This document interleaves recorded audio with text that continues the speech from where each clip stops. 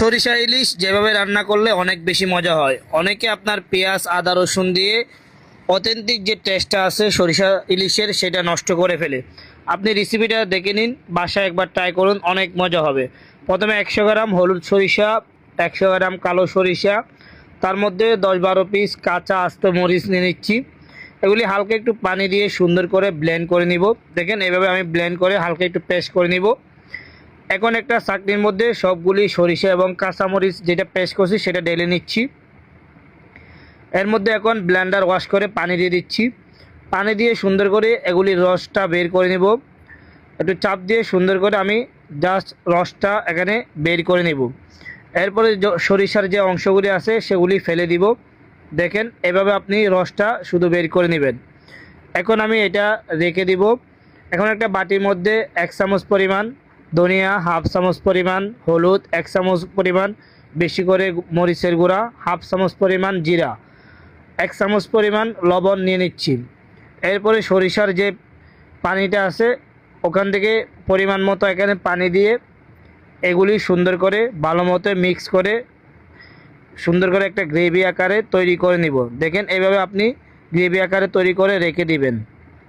এখন আমি 2 পিস ইলিশ মাছ, তার মধ্যে লবণ, অল্প একটু হলুদের গুঁড়া, অল্প একটু মরিচের গুঁড়া দিয়ে দিচ্ছি।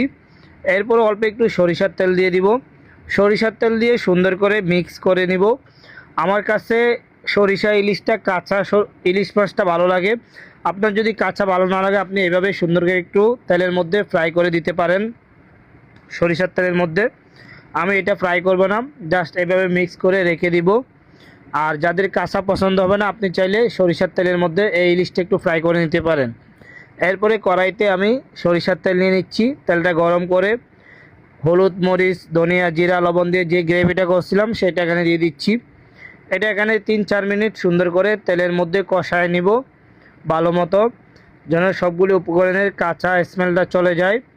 যখন আপনার কষানো শেষ হয়ে যাবে এরপর আমি যে সরিষা এবং কাঁচামরিচের পানিটা বের করে রাখছিলাম রসটা সেটা দিয়ে দিচ্ছি। এটা দিয়ে একটু হালকা কুসুম গরম করে নিব, বেশি গরম করতে হবে না।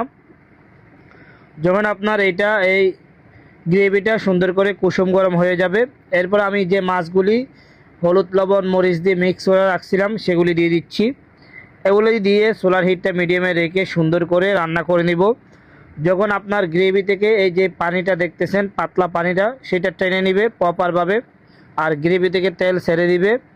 এরপর আমি এখানে অ্যাড করে নিব কয়টা কাঁচামরিচ মাঝখান দিয়ে ফেটে এখানে দিয়ে দিচ্ছি।